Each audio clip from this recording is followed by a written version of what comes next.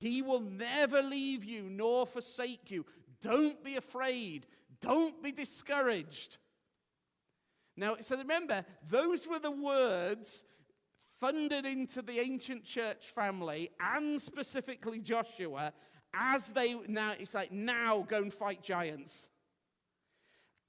When we read in Hebrews says, keep loving one another. Don't be selfish. Show hospitality to strangers. Remember persecuted Christians. Keep the marriage bed pure. Don't be sexually immoral. Stay away from greed and materialism.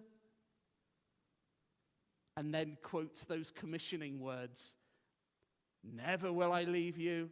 Never will I forsake you, from Deuteronomy. Can you see it? The writer of Hebrews is saying, you've got to fight those battles. You've got to defeat selfishness. You've got to make sure you're loving the church family when they're persecuted. Don't be selfish.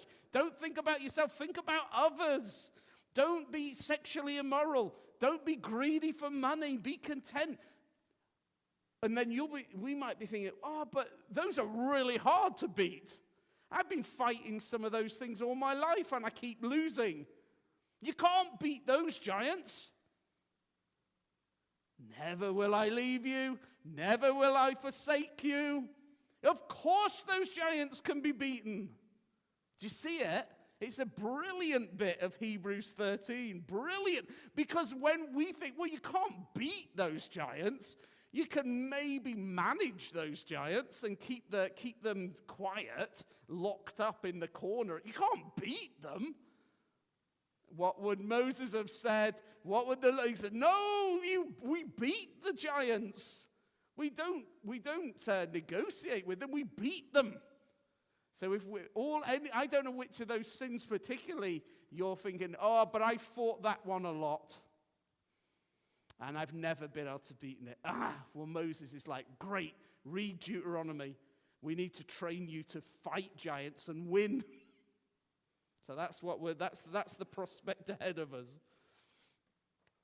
When we are fighting the sins of selfishness, lust, and greed, the mighty giant sins of every age, they are the ones, aren't they? Selfishness, sexual immorality, greed, those are the big giants. I mean, we could add a few more, but they're a pretty good representative batch of the big giant sins of every age.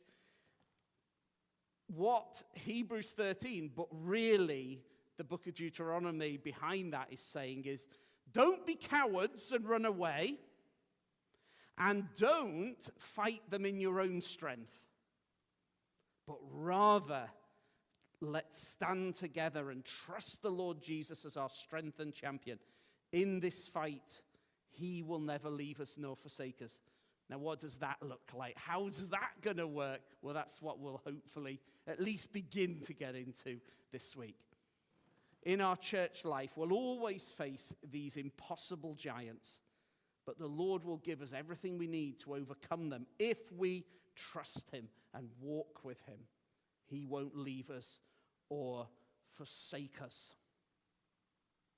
So let's find out what went wrong. In our reading in Deuteronomy 1 from verse 19, there's this business where they sent in spies, that first generation. Did they trust? Well, we know they didn't. They got to the edge of the promised land, and they sent in spies to report on the land.